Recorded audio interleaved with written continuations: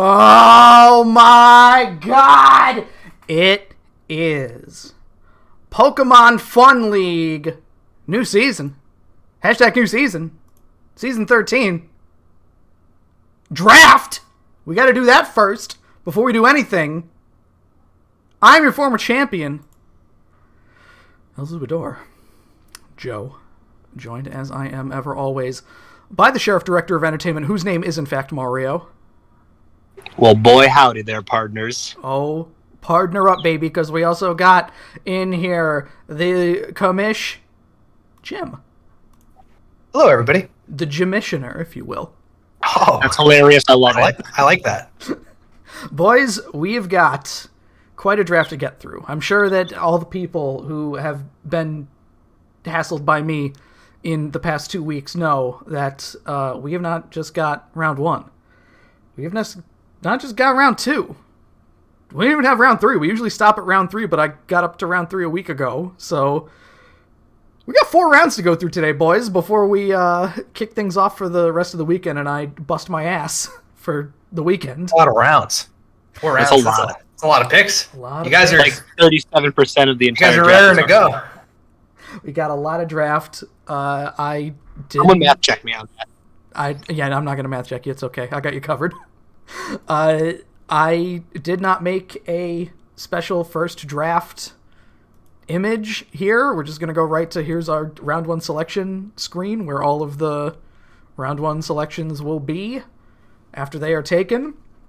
Oh, it was 27. My bad. Oh, you're fine. Don't worry. Don't worry about it. You're off by odd number. You're fine. So let's kick things off here because we had Drac with his miraculous 16 Conference Cup points, something like that, I believe, last season of a possible 18, netted him the very first pick in the draft, and with that, he chose Mega Medicham. Ooh, I love it. Also, are we doing like team names? Absolutely, yeah. Genesect Qual. Let me stream to you guys so you can actually see this. So I don't have I'd appreciate that. Yeah, I forget I can do that. I'd appreciate that. Okay, one moment. Okay, hopefully... No, it's not set on the right screen. Come on, go to the other screen. I don't need to be in studio mode. Fuck it, we'll do a live. Do it live. Let's go. All right, so... Number 1 pick overall, Mega Medicham, obviously. Look at the icon. Rob has outdone himself with the Genesect, with the bread cannon. Drac actually made it this one himself. He was what? He was ahead of the curve. I love it. With the bread cannon, the cigarette, every French thing possible. That's insane. Genesect Qua here, and Mega Medicham obviously it's a Monwit Championship pedigree. It was the centerpiece of Jack's Season 9 team. It's a manster. It deserves the top pick. Gen 7 anti-meta. Yeah. Absolute nightmare to deal with. It's a big boy, and is now... it was drafted 2nd overall that season, so this is now its highest draft spot. I can actually refer to the draft sheet as we're talking about this. Look, when your fake-outs are averaging 30%... That's big. That's big stuff. That's big. Yeah. It's a lot of fake-out. They don't get too much bigger than that. I think Drac said, I want to win this season, and he was like, what's the Mon that hits the absolute hardest out of any Mon that's ever existed? Oh, Mega Medicham? Okay, I want that first. Yeah, and it do it. Let me just auto start off with the Swords Dance. Yeah. And right out the gate. Yeah, so Mega Medicham's our first overall, Genesect Qua, however you want to call it here. It's a very strong start, and at number 2, we're seeing a Mon that we've seen many a time before, a perennial number 1 pick, a perennial number 2 pick. It never stays on the board too much longer than this, except for the one time it slipped around 3. It's Mega Venusaur with Lebo's What Are You Doing Slow Bro team. That's hilarious. That's a great pick. All around is great. I love it. Oh, no. If that's any indication of the rest of Lebo's team, I don't like the combination of maybe a Mega Slowbro and... oh, no, you can't have Mega Slowbro with Mega Venusaur. Never mind. I take it back. Mega Venusaur, great pick. Huge dude, obviously. Lebo has a thing for Venusaur as well, I've noticed. Everyone he's going to be playing against is going to be the stepsister in this scenario. Oh, no. if you know what I mean. Oh no, we're trying to be subtle here, please. I'm pulling at my collar that I'm not wearing because I'm wearing an open Hawaiian shirt. So I'm tugging at my open Hawaiian shirt collar. The Joe fashion. So Mega Venusaur obviously has potentially the highest draft grade in PFL history, other than someone who we'll be seeing later in the round here. Dropped below 10 twice. So if you are someone who wants to pick Mega Venusaur, realistically you have to be in the top 3, and even then it's a gamble. Yeah, I mean that's still even damn impressive. Like not even making it out of round 1, like barely making it out of the top 10 picks. That's crazy. That's Mega Venusaur, baby. Hot commodity. That's Mega Venusaur. It's a big boy. It is, definitely. We're going to keep the train rolling here. Keep it going right along for Mike's number 1 pick for Winona's Big Brown Beaver. We've got Cinderace, or Big Brown Bidoof, excuse me, of course. Yeah, thank you. Thank you for saying the real thing. My bad. I was saying the real song title by Primus. Yes. So Yeah. it's a Primus song. Come on. I hate this thing. Get your head out of the Cinderace. gutter. Get it out of here. You are going to hate Mike's draft entirely. I know. But by the time it goes on, Cinderace here, a mon that also has so far a round 1 pedigree to it, obviously. It's got a lot of offensive utility to it. It can do really stupid Greninja things. Keep that name in mind. And it's with the disappearance of Hidden Power this season, you want a mon that can turn any of its moves into a stab. So, thanks, Game Freak. Thanks for another great A Pokemon, starter Pokemon. Thanks for another one of these motherfuckers. Yeah, thanks for a Greninja that hits harder. Thank you very much for that. Yes, That's awesome. we really appreciated it. So, Cinderace, our number 3 pick. Number 4, we're going to Thomas, the big man who's somewhere near you, potentially Mario, or inside or anywhere. Within hot throwing distance, which is not somewhere you want to be around me. No, not at all. For his, we've got Drayden's Army, and his pick is Kyurem. Oh, Big nice. Kyurem. That's a sick round 1, actually. Kyurem is scary. I love Kyurem. It's, I think, basically the only reason Mitch got to the finals that one season. Kyurem, I mean, no, he had rain and stuff, I think. It was pretty good, but Kyurem is... This was even before it got Dragon Dance, I think, so... Yeah, now Kyurem, real scary. Yeah, this is, I believe, the first time that Kyurem has been taken since it moved up to 200 after it got all, the even better tools than normal, and at number 4, it's definitely the highest it's ever been drafted. The only time so far it's been in round 1, but you've got to grab this guy because, I mean... Look at, for the longest time, Kyurem was in tier 3, and I understand it didn't have a good physical ice stab, it didn't have something like Dragon Dance or anything like that, but at 95 speed, I believe, or is he 97 like Zygarde? He is 95 as I'm looking at it. Right, Haxorus is 97. Yes. It's 130 in almost every stat, so Yes. The big Kyurem's thing with going Kyurem to is Gen ready to party with Lando. for sure. It's just super versatile. Like it's not like, oh, this mon's gonna be like the pinnacle of my team, but it's like I can build literally whatever I want around it and support it to do what it does, and that's the reason it's a 200. Exactly. I never thought I'd see the day where Kyurem is one of the reigning supreme members of OU.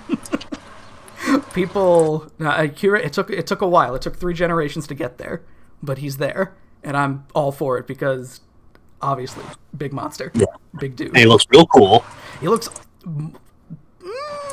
better than Zekrom, I'd say. Yeah, probably. I like the way Zekrom looks, but Kyurem looks pretty cool. Yeah, definitely better than Reshiram. Yes, Facts. absolutely. Number 5, we got Jack. A champion in his own right, just missed the PFL Triple Crown, not winning the Know Your Enemy tournament, but he's coming back with a vengeance with his team, MF Gloom. Love it. And his pick, Mega Pinsy, baby! How could you, Jack? How could you do that to me? I thought we had something special. Jim, you fell for one of the classic blunders. The one everyone, of course, knows. The blunder of wanting to draft Mega Pinsir at 160, being willing to do that, having it set to 120 during the commish discussions, and then all of a sudden not getting to pick it because now it's really good for the price. Yeah, that's the blunder that I fell for. So It's so good. We did move Mega Pinsir down, and I believe that discussion was mostly you going, yeah, absolutely, 100%. Because I wanted it for 120. Well, I don't blame you. I was vehemently against it. I was like, no, it's a 160 Pokemon. It's really good, but it's never really taken. So I'm like, all right, sure. Like, put it to 120. I'll take it, and I'll do things with it. But now that Jack has it, I'm very excited to see what he does with it. Pinsir, because this thing's ridiculous. Pinsir had been drafted once before. Exactly. In Season 6 by M1, and it was a cornerstone of the team. And I'm happy to see it do some damage. Because obviously, Jack's going to do some damage with it. That's absolutely no question. He likes megas with priority, I've noticed. Well... Yeah, and that's a good one. And the best one was already off the board, so... That's true. Well, no, No, Lopunny exists. Lopunny and Scizor, so... But they, of course, are both 80 more points, so... Yeah, that's facts. Next, we've got Dave with his team Legends of the Hidden Temple, probably my favorite of the season. It's pretty good. And his pick, Dragapult. Yes. Oh my god. I love it. Wow. Olmec's looking real weird. But... Dude, I've never seen Olmec look better in my life. So, Dragapult, obviously, great Mon. Huge Mon. Yeah. Probably, well, no, because we've had a few banned Mons in Gen 8, but one of the better Mons to come out of Gen 8, we'll say. For sure. Oh, easily. It definitely earns its pseudo-legendary title. It's got a Stealth Bomber for a face. How are you going to say absolutely anything other than this guy's the man? Stealth Bomber for a face and its own babies as missiles. Do you think that any of those Dreepies are going to be like, when I grow up, I'm going to be the one with the cannon for a face? Dad. No. I think they die before they... Oh, no! Because doesn't he launches them out of his head? They die! He breeds literally just to use them as ammunition. Oh my Dragapult's a God. savage. Yeah, all those Dreepies that get sent to the Wonder Trade because people are trying to breed for shinies. Yeah. And competitive ones. They gotta go somewhere. No. Oh, God. That's so terrible. For every one Dreepy that makes it into a Dragapult, there's 1,000 others. There's Holy orphanages full of Dreepies, dude. I'm telling you. I thought we were supposed to be hyped for this season. Now I'm sad. We've turned into the Arms of an Angel It is the season 13 spooky season. ASPCA commercial. It is the spooky... For just a penny a day, you can donate to help the Dreepies. Why do you think it's Dragon Ghost, Joe? Oh, God. Because he's a stealth bomber and they're hard to hit or something. Because they're dead. Oh, my God. Well, all right. Next we got Murphy. Now I'm going to be Next we sad got for the rest of the Murphy. podcast. Uh, Next is Murphy with also another great team name this season, Evan Ekins, and his Mon is Excadrill. Yup. yeah. Rob with the low effort. Like, No, that's high effort. Look at the hand. Ekans has the purple hand as well, so that makes it high effort. That's what he doesn't even have hands. no, that's what sells it. It's Ekans. Come on. All right, fair enough. So Excadrill's a nice Mon. You know what you're getting with Excadrill. The Yeah. rest of the draft is going to follow. What we're going to see here with what you might expect when someone drafts Excadrill. But that doesn't mean that's not necessarily a bad thing. There's something nice so far is there's been very little weather taken, and by very little I mean only one specific type of weather, but 3 separate people have taken a setter. So Yeah. Oh boy. we will come to in time, but Excadrill used it. Big fan. Sans probably arguably close to almost as good as Rain, maybe as good. Who knows? It's a solid second choice. It's absolutely good. I don't know. It might be better. So Arguably. The chip damage might make it better. it's a big factor in it. If only Hail was that good. One day. Gen 9, baby, let's go! At least hail's not the worst weather, right? Oh, if only there was a fire type Chloro and not solar power. Yeah, not solar power, exactly. Jim, you're next, so you're free to announce for us here your pick. Okay, sure. I picked Tapu Lele. You did with Pat Ratatouille. Fuck, there's so many T's. Oh my god. Pat Ratatouille. That's the easiest way to say it. Lele's new. Lele's a new Mon. Lele is new. Obviously, you were so crestfallen when you couldn't take Mega Pinsir, but I summarily reminded you, hey, remember how you said you wanted to take Lele, but the only thing stopping you was you wanted to take Mega Pinsir? This was a conversation that happened, and I was like, you know what? Yeah, you're right. I probably should just take Lele, huh? And now here it is. Manny was scared, shaking in his boots to allow Tapu Lele into the league, and I don't know if we're gonna see. Jim, you We'll see. Jim, Yeah, if we'll you steamroll everybody, then Lele's right back the fuck out. All right, we'll see. We'll see then. I don't know, man. I don't know. If you go like 5-4 and you get to like the semifinals, that's probably about what. Listen, the plan's to abuse the fuck out of this thing. So. It's not hard to do. Yeah. Lele's very good. There Arguably the best Tapu. There's Lele. I mean, given the fact that we have not let it in the league since it's been around since season 4, so it survived 7-8 seasons without us ever wanting to touch it with a 10-foot pole, or apparently an 8-foot pole because we just were chopping off a foot every time, and now we're just like, well, we may as well let Lele in. So Yeah, might as well. here we are. We're social distancing enough from it. Right, so next we got number 9, which is LCD, which is unfortunately the only icon that we don't have. But hey, good on Rob for getting 19 to 20, which is better than he usually I feel like that does. happened last season. no though. icon? I feel like LCD didn't have an icon last Because season. he didn't have a Pure water Gauge type Tapu right drafted. now. Oh, right. Is it still Big Liquid? It is Big Liquid 2, The Reckoning, and The Reckoning is going to happen with Clefairy here. Yeah, that's LCD. Freshly 160, I believe. We did move Clefable down, didn't we? Why did we do that? We did. Why did we move Yeah, what is the Clefairy reasoning down? behind that? Because I think it was a combination of looking at Manny's statistics, as well as looking at everything else in tier 200 and being like, like Clefable's really good, but is it this good? And we were like, well, Clefable's probably in the bottom 5 of the 200s. We're like, well, if we move down these guys who are better than Clefable, we probably should move down Clefable as well. So I think that's how it happened. It's the 180 principle where we'll start getting cold on Mons that are 200, and then 2 seasons from now, Clefable's going to be back up to 200 because somebody Somebody's going to abuse it, and that's Somebody probably was- just going to be LCD right now. knocking down. I'm calling this a mistake right now. Yeah, we'll see. Its abilities, it's all too good. The versatility gets me. I do love Clefable. Man, I made the Pokemon really small on this one. That's fine. Clefable's decently large though, like normally. Yeah. Like normally, if I get them on like Rotom or Victini, I'll try to make them a little tinier because they're supposed to be tiny. Yeah. But no. All right. Next we got James with if someone drafts what's the Ultra Beast, the Grass Steel one? Oh, Kartana. Cortana. You got to make it like real small, really like, tiny, really origami sized. Is it that small? That's how big it is. Yeah, it's like Yeah. 8 inches or something like that. Wait, really? What? Yeah. Yes.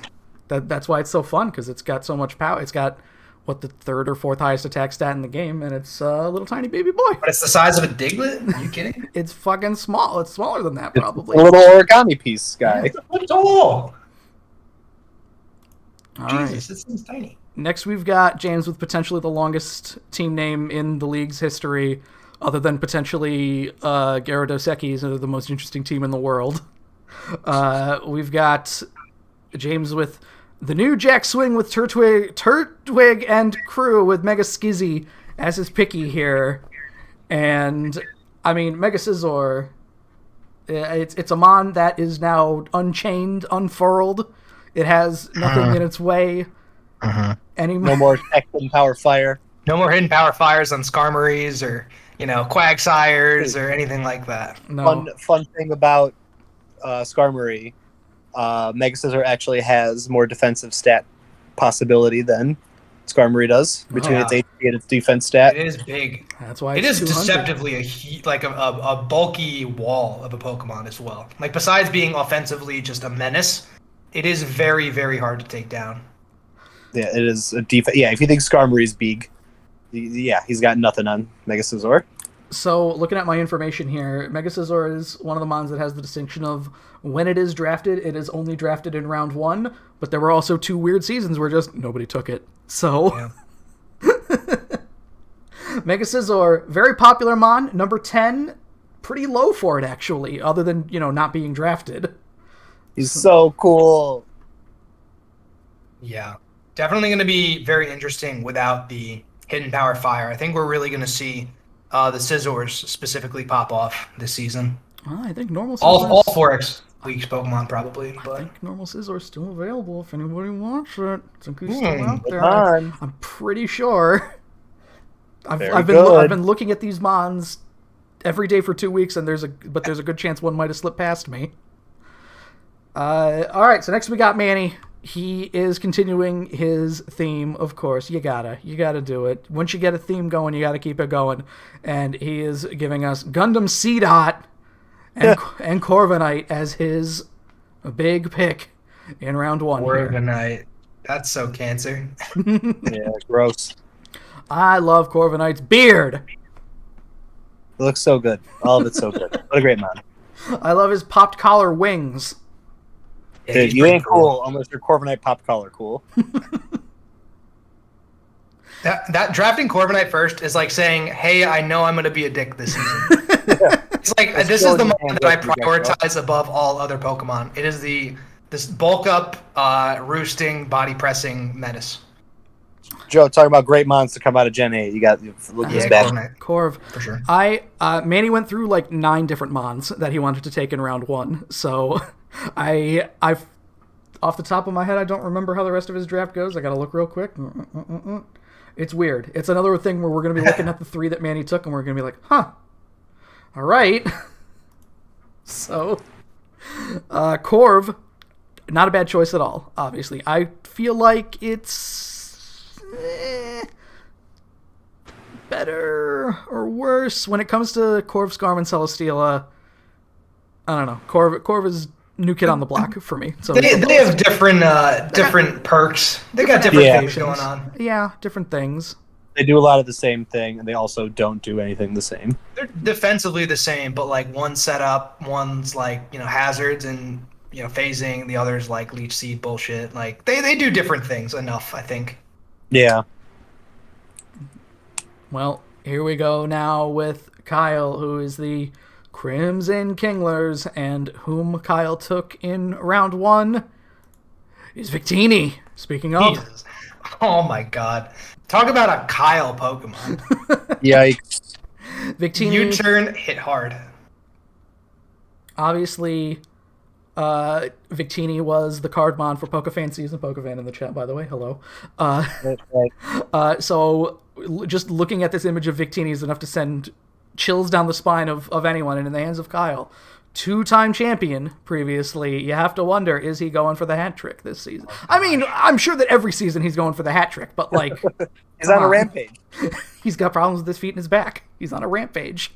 He's about to have a dope rhyme attack. He can't keep getting away with this. Coach Z rocks all kinds of sports, and the sport that Victini is rocking with Kyle in round 1. So yeah, I mean, Victini a little smaller. A little teeny tiny boy. Little guy. Big ears. Big ears. A big V symbol that he has, whatever that is. Big mons for big ears. Big mons for big ears. Number 13 we're going to is Bick. And what is Bick starting us off with here? And what is his team? Dr. Stone Journer, I forgot. A name that I'm sure you love, Mario. Because it's good stuff. You're the big Dr. Stone guy. And whom is he starting us off with? Why, it's only Gurchi, of course. Oh, great. Big Chomp Nasty. Perennial tier 1, or round 1 favorite. Yep. Has Garchomp been drafted outside of... He's been drafted into round 2 a few times. So his star has fallen, but he was the first pick in seasons 2 and 3, I believe. I don't remember if he's been on any championship teams now that I think about it. I just know that Mike really likes him and will take him at any opportunity, except when he was the 3rd pick. It's just a great glue Pokemon. It's so good. I mean, if you... Garchomp was a mon that did not need a buff that got a buff in the last gen. Yeah, in Scale Shot. And then on top of that, no hidden power now. Yeah, this is going to be a problem. Garchomp's a pretty scary guy. Yeah, definitely scary. I mean, round one, when you don't know who is in your division or anything like that, I feel like you want Mons that are going to be good no matter what. And when you look at Garchomp, Garchomp's a Mon that is absolutely going to be good no matter what. You're never going to draft Garchomp and then not bring Garchomp. I mean, well, actually, with Hidden Power gone, yeah. Why? Yeah, why not? Unless there's, I don't know, like something completely suffocating on your opponent's Unless team. you're fighting a Lapras, I don't know. There's not like crazy moves. Like, I mean, Icy Wind is probably the best you're going to get of like a generic, like a move that like most Pokemon can get. Like, not everyone gets Ice Beam. You know what I mean? It's not like like Mystical Fire where they gave every Pokemon Mystical Fire now. Well, so something like that is going to be a nightmare to deal with for people. For sure. We're going on to Hunter, number 14 here. And Hunter has a team name that is reflective of his pick. So he went with Shimmy Shimmy, Cocoa Puffs here, with Taboo Cocoa, starting things off. And again, a Mon that solid, pretty much no matter, like, I don't think there's not much downside to Cocoa, I would say. No, not really. Sometimes it's like there's so many roles he can fill. Sometimes you feel like you don't bring the right Cocoa set. That's true. Because he can do so much. You know what I mean? It's like, oh man, I could have done this instead, or like sometimes you get in positions like that. But no, I agree. Cocoa is just so very solid. Very, very Garchomp-esque qualities to Cocoa. You can kind of just slap him on a team because like electric terrain doesn't even really get in the way of things either. Right. No. So like it just makes his electric attacks hit harder. Like he volt switches. He can run the Z Nature's Madness if Hunter opts to do that as well. Like I did that once. Coco's got some crazy things he's got going for him, and he's pretty splashable on a lot of teams. So excited to see what Hunter does with him. Oh, I agree. He can only add. He never takes away from a team. Yeah. I just want to... I don't know if I'm drudging up memories here. Mario, did you, in Season 4, I believe, did you pick Xurkitree over Cocoa? I think I did. I just personally liked Xurkitree more at the time.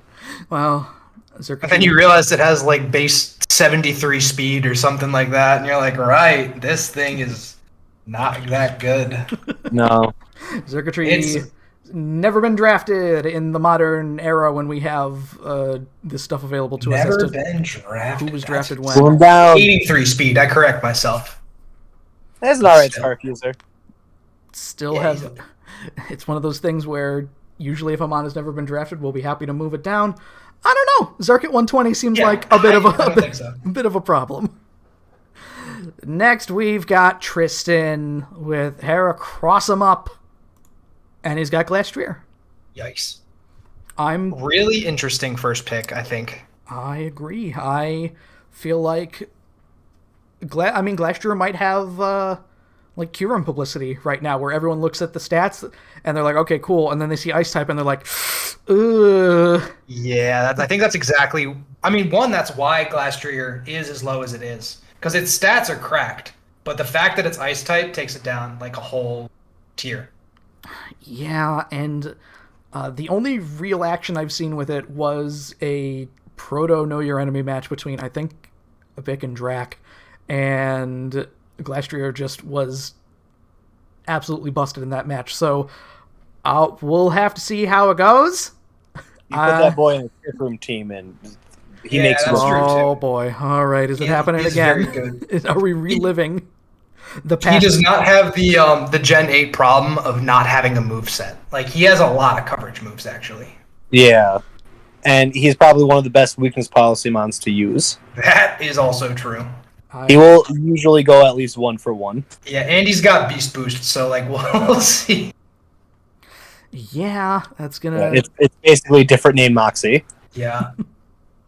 Is that one specifically special attack? Or is it like... No, it's attack. It's specific attack. It's Moxie without... Yeah. Because I know that we have things like Soul Heart and Beast Boost that are just the same thing but different. No, it literally is just Moxie. Chesto Resto Iron D body press. Yeah, that's what it was in the Know Your Enemy game, and it was nightmarish. Yeah, it only has 130 base defense. It's fine. You can run Swords Dance with it and run not just body press. Put the Tims on him. Number 16, we've got Dylan with Fitz and the Tyrantrums, and his round 1 pick is the other new mon on the board. It's Aegislash. Ooh. Okay. Ooh. I feel almost alien to Aegislash because it's, been around since before I started getting back into, before we started the draft league, certainly, because this is Gen 6 mon. I've probably only gotten it in random battles. I kind of know, I think I know what its deal is, but I don't know for certain, and it seems like it's a difficult mon to operate, but that's just my perception of it. I think you're sort of right. I think Aegislash gives as much as the player can get from it. I think that you really need to play Aegislash well in order to actually make it have the worth of a 200, but if you do play Aegislash as well as you can, then, optimally, I think Aegislash is super busted. Yeah, what's that one trap card, Joe, in Yu-Gi-Oh, where it's like, draw 2 cards, can't draw again for a minute? That's Reckless Greed, thank you. Reckless Greed. It's the Reckless Greed of Pokemon. It really defines players. It's very high skill level usage. It's not a simple non to use. Sometimes it's 50-50s. If you King Shield, you could stop an attack, or you could lower their attack. But also if the opponent knows you're gonna King Shield and switches, it's a whole mind game thing that you got going on with Aegislash. And you kind of have to play it, that way. I agree. You got to do mind game stuff with Aegislash, which is tough. It's so good because you're taking a gamble yourself, trying to figure out what set it is. Yeah, right. Because you might be expecting the King Shield set. The next thing you know, you're dealing with Choice Specs Shadow Ball. And you got a choice. Exactly, and then you're getting rocked by that. I think a lot of it's going to have to deal with how Dylan thinks his opponent is going to handle Aegislash, which is tough, especially when it's never been used before. There's no previous game footage to go off of or anything like that for this thing, at least. It is the Reckless Greed of Pokemon. Next, we've got new person in the league, Nigeria, or Nick. I don't know how to do it right, Nick. Right? Yeah. Okay. Either one. Either or. I don't know. Drifloon's Tower Defense 6.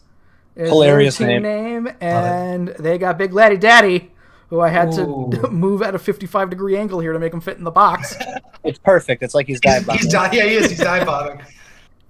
So, Latios has a history of being a cursed Pokemon in this league. It was drafted twice by, I don't know if Trevor will ever hear me say this, probably one of the worst players we've ever had in the league.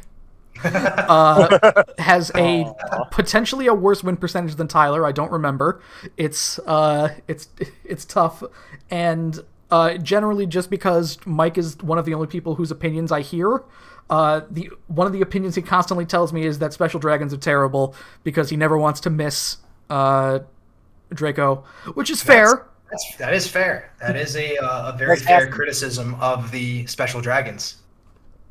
And yeah, so Latios is the mon who's going to do that. It had 2 seasons undrafted. It's been a high draft pick when it has been drafted, but more often than not, it hasn't been drafted. I'm excited to see what Nigeria does with it. Just because it being priced for 160, I think makes it a lot better than I think being at 200. Because it is still weak to priority. It's Shadow Sneak week, Sucker Punch week. A Psychic type gets hit by knockoff. There's a lot of reasons not to run Latios. But at that price point, I think his power could be just kind of ridiculous. It's a lot more appealing at 160, definitely. And of course, I mean, that goes to show right there, many people not wanting to bite at 200, but as soon as we move it down to 160, it becomes a lot more appealing. So, and again, potentially a mistake. We'll see, I guess. Number 18 we got here is Dan with his team, the Hippao Dans. And Rob's icon for this one, it's probably going to be a little small on the screen, but it's my favorite of this one here. And in round 1, Dan took Dracovish. Oh my god, that's glorious. Look at all those Dans. Look at all those Dans. We got Danny Axe. We got Danny Deeves. We've got Ninja Sex Party Dan. We've got Danny Glover's big head. Too old for this shit. Too big head for this shit. Two Guns Daniel Radcliffe. Steely Dan from JoJo's Bizarre Adventure. Is that Dan Avidan? Yes. Who's in the bottom right? Near Dan Aykroyd? Yeah, below Dan Aykroyd. Again, it's a little small for my screen, but also Dragovich. So I went on that tear because I don't want to talk about Dragovich. Quite frankly, We know what Dragovich does. We know what it does. We know what it does. He's There's a almost reason it's banned. You moving got lucky, right now. Dragovich. You got lucky. Dragovich was very much on the chopping block to potentially be banned this season, and I don't know. We'll see. We'll see what happens with it because It's here and ready to play. that's the thing. If it hasn't won a championship yet, and we can't really say that it's a giant contributing factor because along that same principle, Kyurem could have been banned because it carried Mitch to the finals. Yeah. Well, I wonder what Pokemon has been on the most championship teams. There's probably a stat for that, but I with my quick thing, I don't think there have been any with more than two. And you made the wonderful image of Torkoal with the two rings. I was just gonna say Torkoal's the only one I know that definitely has two. What a feather in the cap of Torkoal's long neck. Two championship rings. Good man. Yeah. All right, so number 19 is M1, and I'm going to be honest, he was taken just because I gave him the stat that if he did not take this Mon, its streak of being drafted in round 1 would be broken. He went for Space Patrol Buluko, and his Mon is, of course, Lando T. Nice.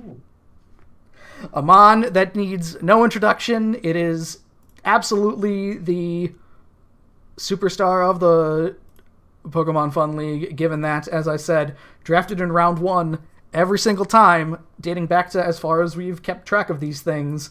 Yeah. Officially the lowest Lando has ever been drafted at number 19. And this is with Hidden Power gone too. You guys are insane. Well, big yikes. Yeah, seriously. I mean, Just granted, like I number could have one. picked it, but I don't know. But still, like 19. You see that GIF that's sent in the chat? Lando walking up with Hidden Power gone. Now that Lando has made an appearance, I'll put the Lando walking GIF on the next screen. Yeah. Thanks. Or I'll put it on. I'll put it on the Walking round his 2 way to a screen, championship so because we there's can no see hidden it. power, right? so we can keep track of it. I'll put it on the round 2 screen when we get there.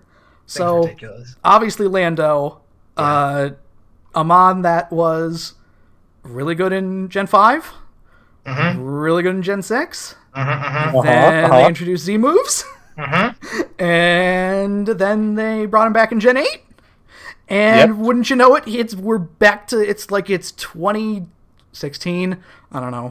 20 all of them. 20 all of them all over again when I saw the recent Smogan OU stats, and Lando is, of course, on 41% of the teams. So. Lando almost has a decade of OU under his belt. 2012 is when Black and White 2 came out, and that was the Theory and Forms. So this guy's, he's a beast. With good reason, he is taken. It's almost a safe pick, I'd say. Almost the safest pick you could possibly make. It is, definitely. And I can understand where people are just like, I know what Lando does. I feel like I'm not going to have fun with Lando. And then you Z fly somebody. And then you're like, this Mon's freaking cracked. Yeah. So that's how that one's going to go. And to finish off the round, number 20, we've got Mitch. And he makes a pick that is incredibly obvious. When we start round 2, you're going to see exactly where Mitch is going. And by that I mean when I show you this pick, you're going to know exactly where he's going. Because his team name is Charlie Don't Surge Surf. And Hawlucha is his number 1 pick. Yeah. Oh, boy. Hey, wait, this is Snake style, right? So he immediately gets a second pick after this, doesn't he, Joe? You are exactly correct, Jim. Wow. Then I wonder what his next pick is going to be with that team name and this Pokemon. I wonder what his round 3 pick is going to be. I don't know. I feel like there's... I don't know. I mean, we'll come to it, and we'll also come to his round 4 pick. Really but up in the air. just let's take a look at round 1 total here, and I want opinions, thoughts, who's out of place, who is nobody's out of place. I think the most out of place Pokemon is Glastrier, but then I think that it's only literally been around for one season, and we really don't know what Glastrier's place is. So how could we even tell if it's out of place? Very true. Normally someone picks like a real weird one. There's always that one guy. You could usually count on James to throw a weird curveball in round one. I feel like as we were leading up to the season, James said to me at one point, "I want Sharpedo. I'm taking Sharpedo first round," and I was like, "Oh, like okay. Regular Sharpedo or regular Sharpedo." He is not taking regular Sharpedo. I don't know if he's interested in it anymore.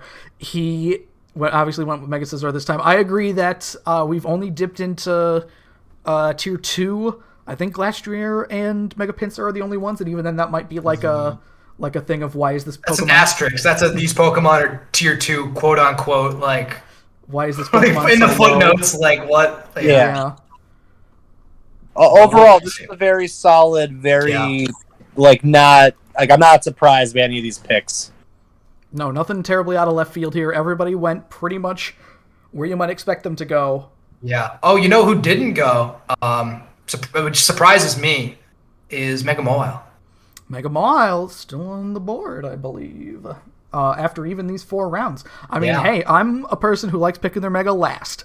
And if I'm coming towards the end of the draft and I see that, 17 people have picked a Mega, and I see Mega Mawile still available, I'm just like, you know what? I'll wait until round 11. I mean, maybe I shouldn't have said anything, but that was one of the mons we were having discussions about. We were thought the upper echelons of the tier S, and we were like, oh, is Mega Mawile fine? We let in Aegislash, we let in Lele, Mawile is probably okay, but then it doesn't go round 1. And spoiler alert, probably doesn't go round 2, I don't think. So no.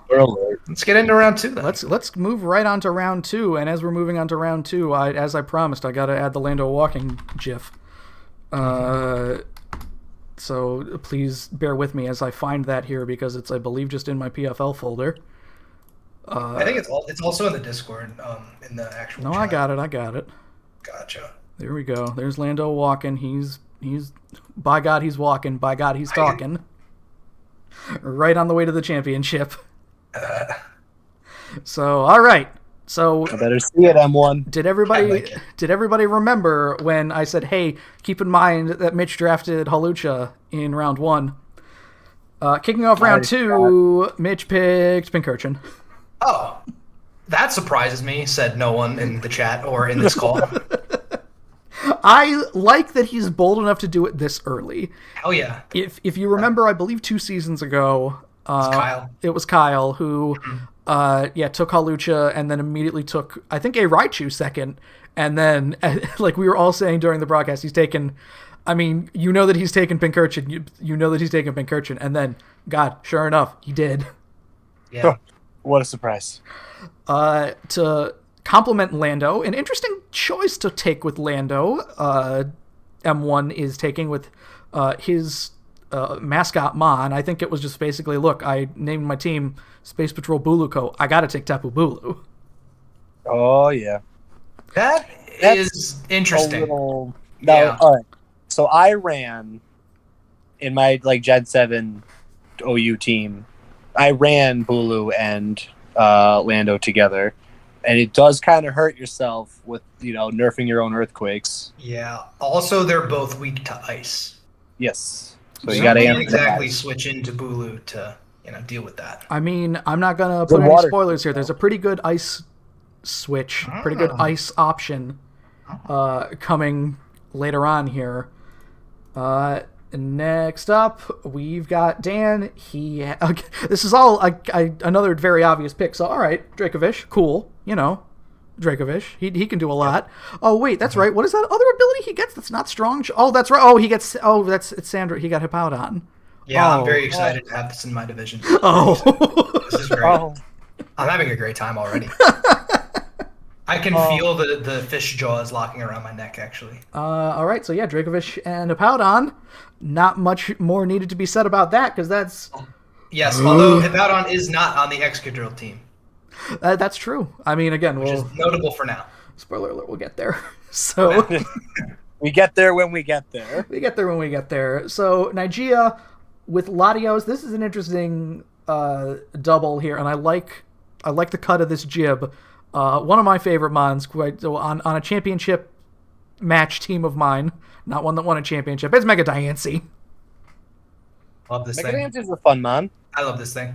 A big fan of Mega Diancie. Jim, you used Mega Diancie to great effect 2 seasons ago, 2 or 3? Season 11, yeah. And it's a Mega that earned its 200 status in my mind. Back in Season 3 when I drafted it, it was when we used the old format, it was one of the Megas that gave you 40 points, and I was like, why? What? Why? Why? I mean, this thing's ridiculous. Keep in mind, this was Gen 6 when we were doing it, so it didn't get the speed boost at the time, but it's not like Diancie gets so many moves that putting Protect on there isn't the worst thing. Yeah, I mean, it really does. It only uses like 6 moves. So, you know, it has the opposite of 4 move slot syndrome. Like, you pretty much know what it's going to do, but if you guess wrong, like, you could just be screwed. And also, if that Diamond Storm defense boost pops off, have fun. Yeah. Good luck. Yeah, that's no fun either. All right, so a lot of mons being taken here to match with the team names, because we've got with Fitz and the Tyrantrums, Dylan pairing with Aegislash. This is an interesting one. Tyrantrum.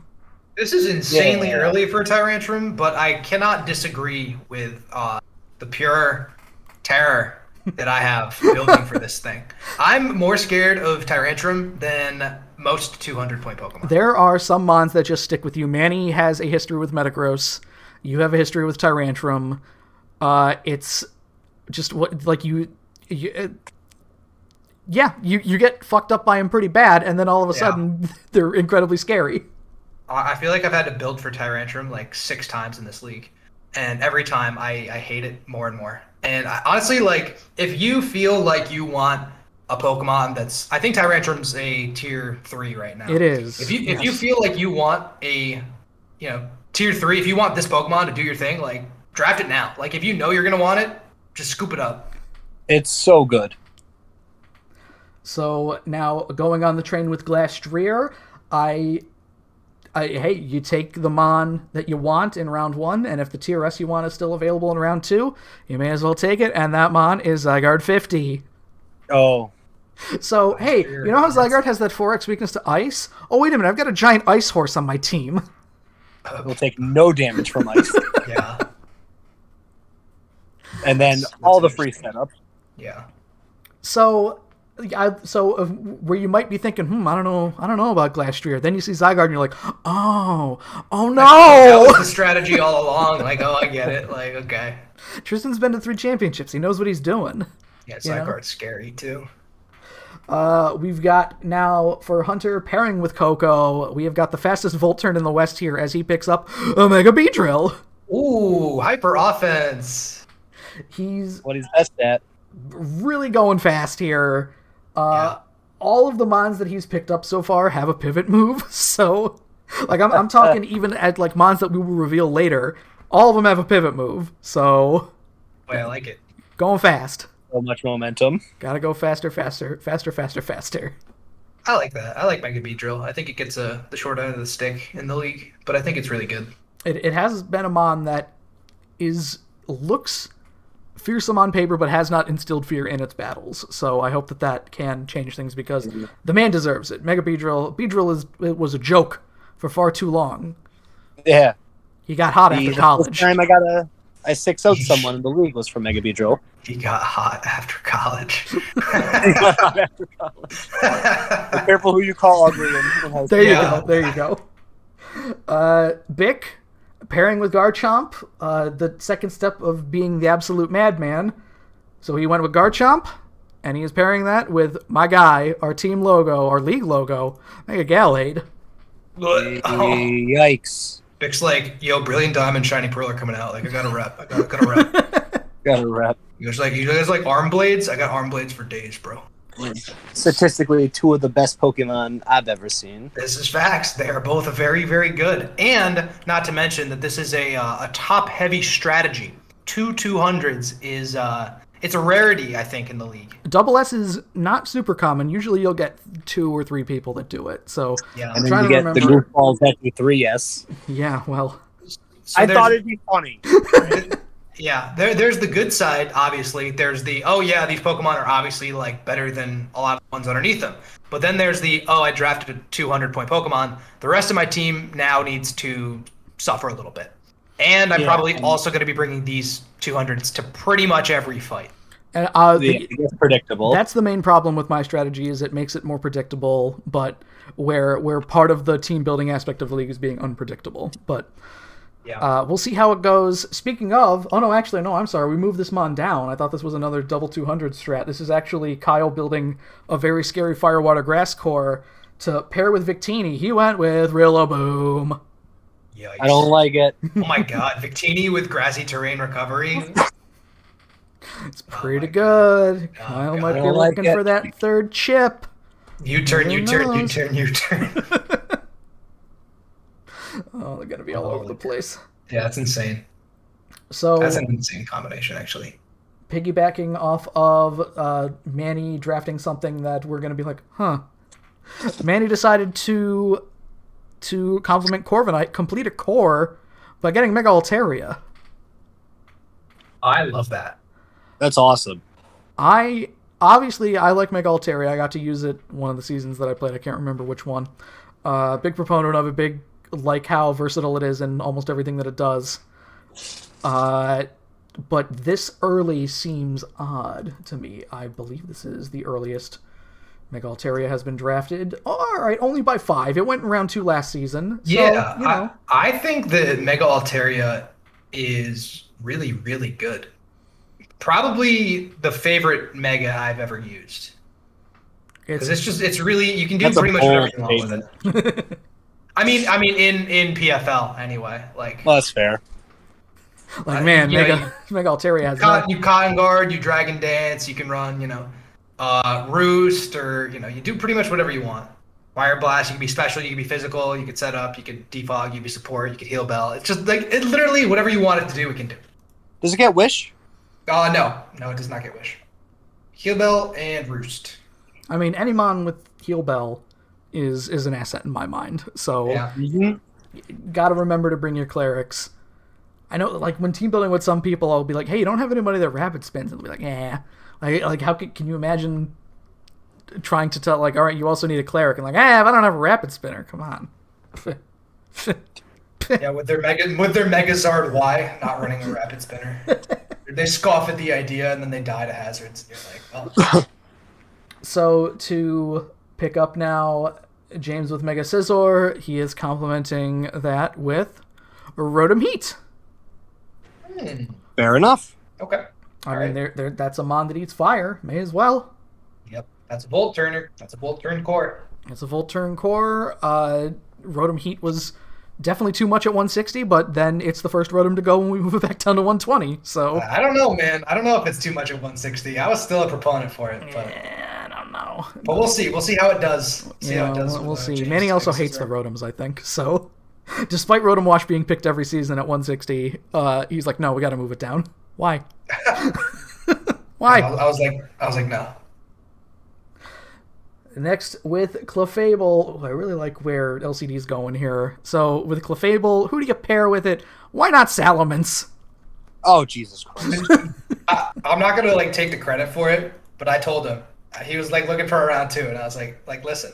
I was like, Salamence is kind of fitting your description of what you want. He was like, I don't know about that. And he looked it up and he was like, Salamence can kind of do whatever it wants offensively. And I was like, yes, it can. He was like, I'm taking it. I'm like, good for you. You're going to have a great time. And again, with no HP ice, this is something to where Salamence can has a bit more wiggle room in terms of stuff that it can do. It's probably still in terms of tier 1 dragons kind of low on the list for me. I like Hax Daddy a bit more. I don't know. I like the laddies. Probably both laddies more than Salamence. I don't know. Nah, Intimidate is too valuable. Or Moxie. Or Moxie. Intimidate or Moxie. You set up and you go. That's definitely... It's a nice option. Is Salamence in Gen 8? To get out of control. Yes, I think it is. I think it is in Gen 8 now. Is it? I think so. Does it get dual wing beat? It does get wing beat, yeah. Ooh, okay. That's nice for it. Cool. I'm pretty sure it gets wing beat. Yeah, it does. You're on the plate next, Jim. Who do you get to move with Tapu Lele? Oh, well, it's Ferrothorn. I've never used Ferrothorn, and I figured since this season without hidden power, I was like, I need a steel type. I want a 160 that can be defensive. That kind of benefits from Lele fighting types, or beating fighting types rather. And I was like, Ferrothorn could probably use that. So look at how many boxes Ferrothorn checked there. I mean, the problem is that Ferrothorn checks, if you're looking for any Pokemon, Ferrothorn checks most boxes. Yep. I just figured it's a really good glue Pokemon, and I just kind of wanted to use it because I've never used it before. I mean, even it's like, It it's can attack. even be run offensively. It's attack. I was gonna say its attack stat is still like 114 or something stupid like that, right? It's pretty high. My God. I think it's 94, but I think that's more than Cobalion. 94. Yeah. Yeah, Yeah. that's pretty good.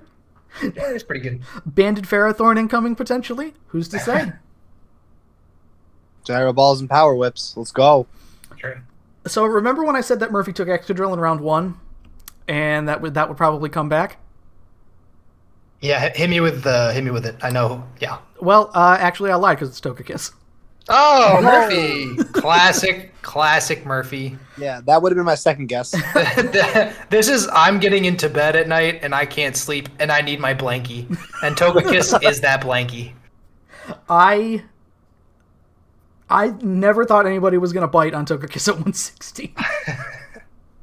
I mean, it's fair that considering Murphy has drafted Togekiss, I believe this is now the 4th time, so many times, 3rd or 4th time Murphy has drafted Togekiss. It will eventually be at the point where Murphy has drafted Togekiss more seasons than I've been active in the league. So that's a lot of times drafting this thing. I mean, it's good for sure. It's Now really good.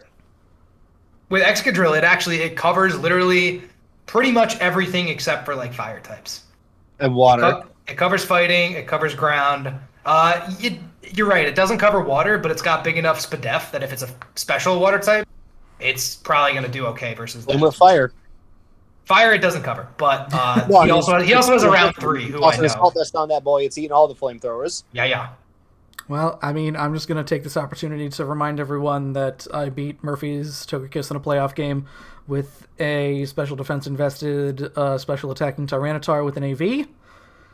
Where Aurasphere, 4X weak Aurasphere, that thing that should probably kill Tyranitar in one hit. Did it do 41? It was a 4-tap, 4-tap. 3 or 4-tap. 4 might be stretching 4 it. might be generous. 4 might be stretching it. But, any time I could bring it up. We'll be talking about T-Tar later, by the way. We got 250% buffs to special defense. Exactly. There you go. So next we've got Dave. What is he going to pair Dragapult with? How about Incineroar? Oh, I'm glad Incineroar was taken at 160 because I think that's one of those mons. And as I was discussing it with some people, I think that Incineroar is really absurdly good. I think it's a 140 mon. I don't know if it fits in with the 160 crowd, but I'm glad to see that somebody bit at it at 160 and is just going to kind of prove that it is indeed worth, the points that he paid for it. This is one of those things where Incineroar was a mon that was taken every season up until we moved it up and then nobody bit. So It was very close to the situation we had with Nidoking and Crook. Who else did we move up to 160? Oh, Amok. Nobody took Amok. This is a Mamoswine as well. This is a classic 140 Pokemon. This is a Haxorus, a Mamoswine. Incineroar also fits there. Mons that will live between 160 and 40 point tiers. They kind of go back and forth depending on how well they do. So for sure. Speaking of, Jack is taking to pair with Mega Pinsir. He's taking Amok. This is also a very Jack pick. I was going to say a bit of a comfort pick for him too, because I believe he had Amok in the Mega Metachamp season, I think. No, that one, because Torkoal was the Cardmon that season, so he definitely had Amok in good seasons, and he had a different season where Amok was his Cardmon, so that was probably different season. Oh, okay. That was probably 10 or 11 or something, but Amok was it's a mon that I associate with Jack definitely, and that he grabbed him again, especially this early. I mean, it's one of those things where, again, it's like, you know the value of the mon at 120, so you really gotta jump up on it. You want to scoop it up. Yeah. Not the highest it's been drafted, though. It's actually a tie, because its highest draft position in Season 11, Round 2, number 16. Ooh. Wow. I like that. I always like when mons are picked on the same, like, space. For some, like, weird coincidences like that. That might be the ceiling for a muck in the league. You never know. It could go earlier, but that's still crazy, though. Round 2, that's nothing to scoff at, it being a tier 2. Being taken this early a couple times. So, Thomas, to compliment QREM, went with a big pick in my mind, one that I very much like. It's G Slow King. Nice. Son of a... This is all... I was so excited after seeing what Kyle did with it last season. I was like, I want to use this thing. I was like, this thing is so busted. Assault Vest Future Sight is the new meta. It's the newest of metas. It really is. Thomas rocking that Gen 8 meta right now. Yeah. I like how, like, even after we moved it up to 120, like 100, definitely too cheap for it. Move it to 120, there are still rumblings like, I think it might be a 160. Like, this thing is OU, like very solidly OU actually. Yeah. It's the slow meta right now is what it is. Yeah. I mean, I could talk forever about Slow King just because I wanted it, but Regenerator, Assault Vest, it does also get Slack Off, all that, it just doesn't die. Teleport? Oh, yeah. So dumb. Its move pool is vast. It's insane. Oh, yeah, you got a problem with physical attackers? I'll just give it Scald. Yeah, we'll see all the slow Pokemon out today, probably. I think most of them are... I know exactly which one's still available. It's Slows on Parade today. Yes. So... Slows on Parade! All right, so the fact that Mike was able to pull this off is absolutely insane to me. He took Cinderace in round 1, and when Mike came to me with this idea, I don't know, a month, 2 months ago, whenever it might have been, I want to do Cinderace, and I want to do Greninja. I nearly laughed in his face and said, "You stupid motherfucker, how's that ever going to happen?" Well, about that. Here we are. Nobody wanted Greninja. Even after Cinderace was gone, I was like, ooh, wow. Since if I was someone who was like, ooh, since Cinderace is gone, I'll take Greninja because that's almost as good.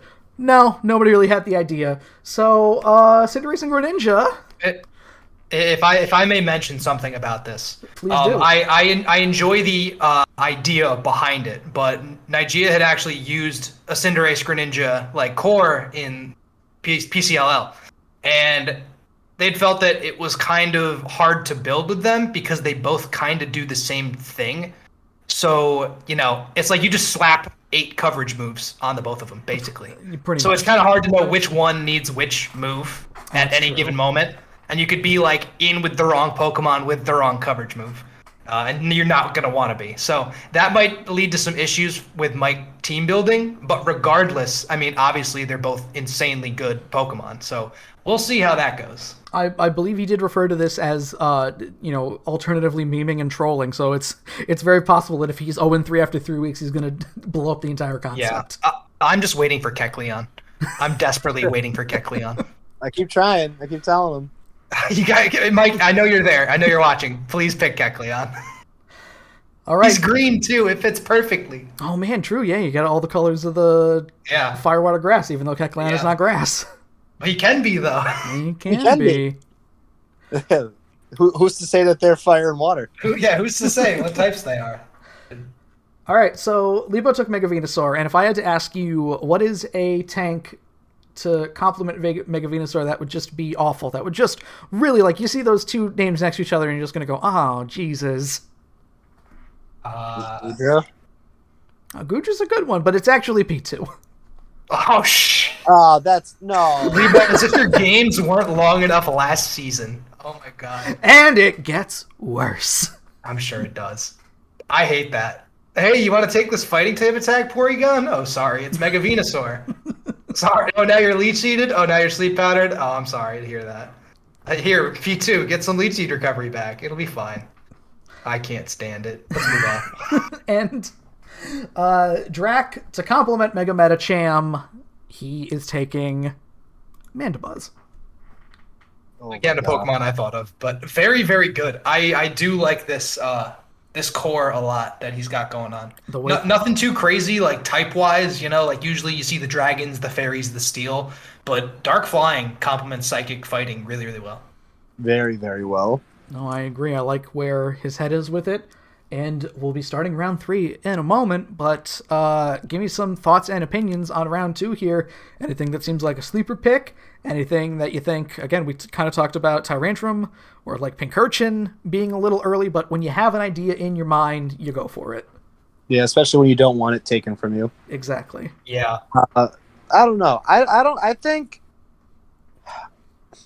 Mike's play style is a little bit different than most people's, so I'm kind of excited to see what he's going to do with Greninja and Cinderace together. I just hope it works out for him so I don't have to listen to him complain about it not working out for him. Yeah, it's one of those things. You slap specs on one, band on the other. Who wants to deal with it? I think there's a lot of, I picked this Mon round 1. This Mon covers this one super, super well, and now I want it definitely round 2. I think there's a lot of really good duos here. Yeah, a lot of good compliment going on.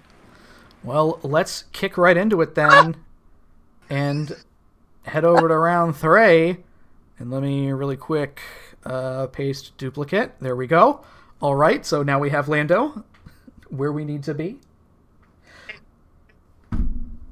There he is. There he is. There's the big man. So Are you running each round on a different scene, just for me to know as a production person?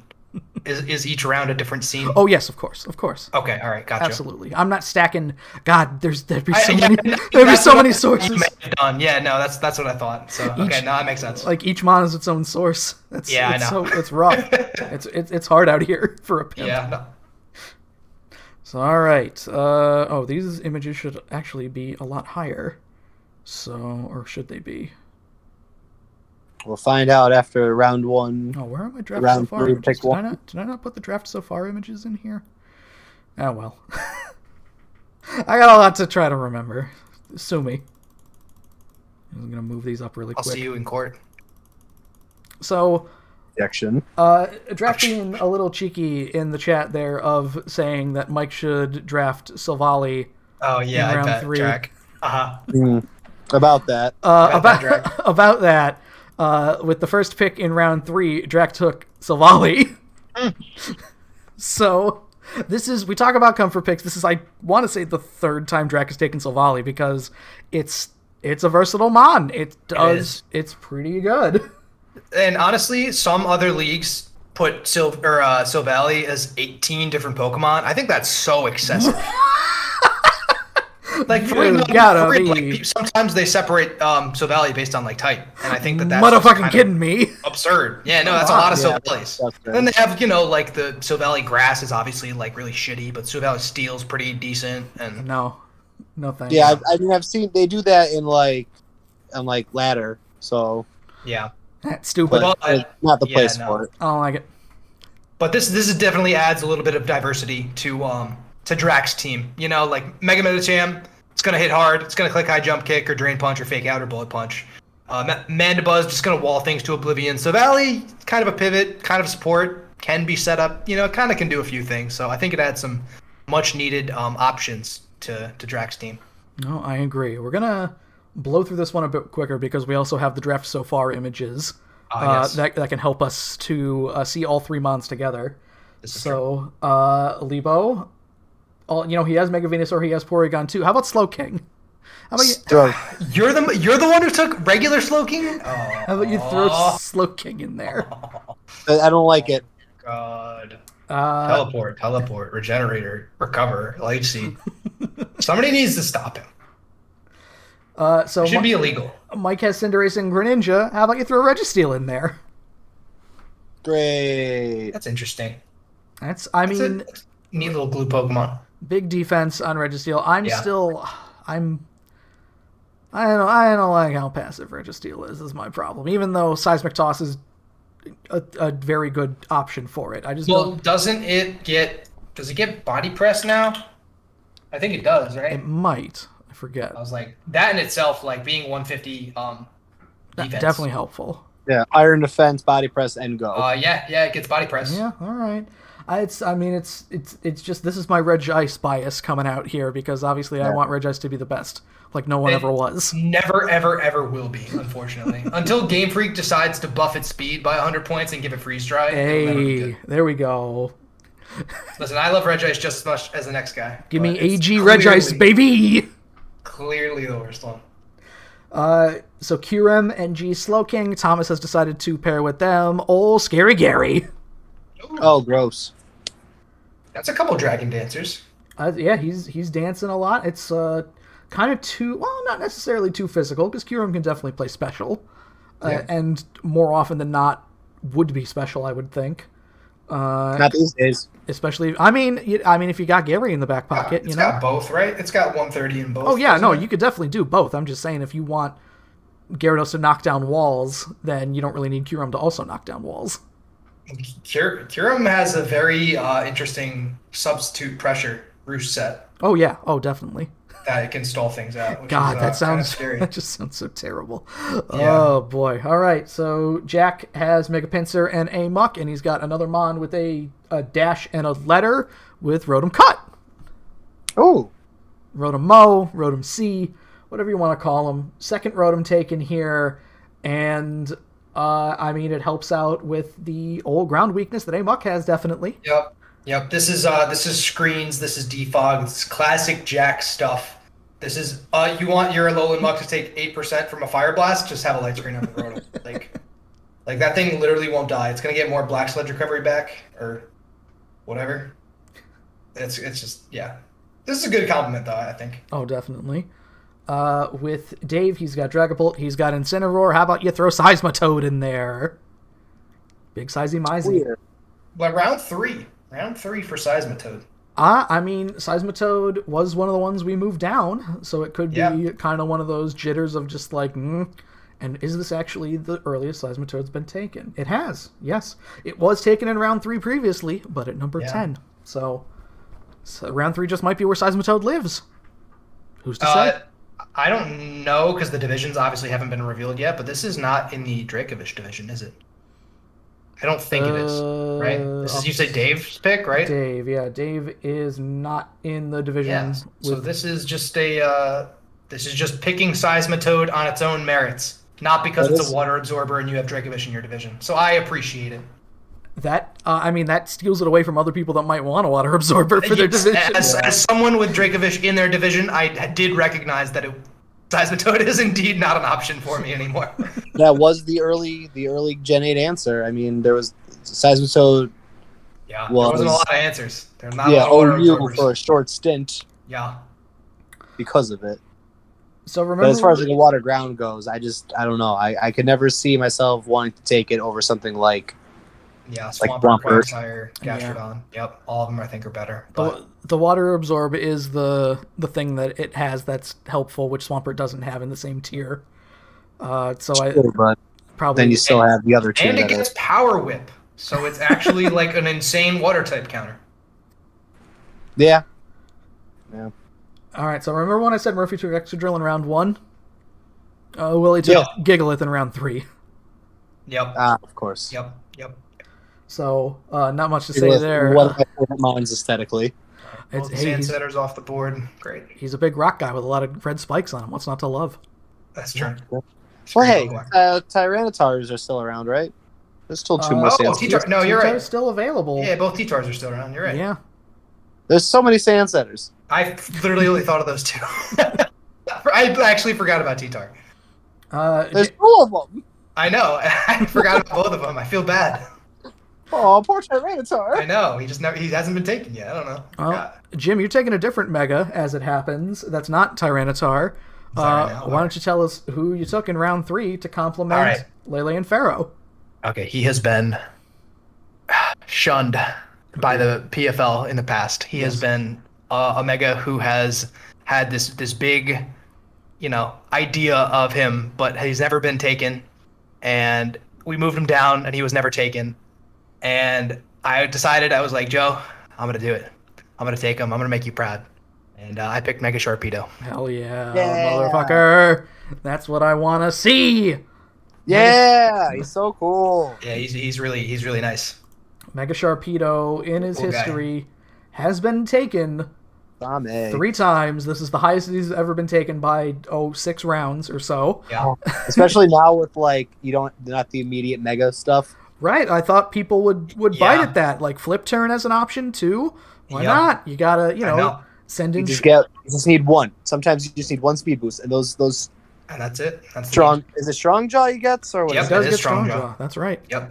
it? Just go nuts. Just go nuts. Have fun.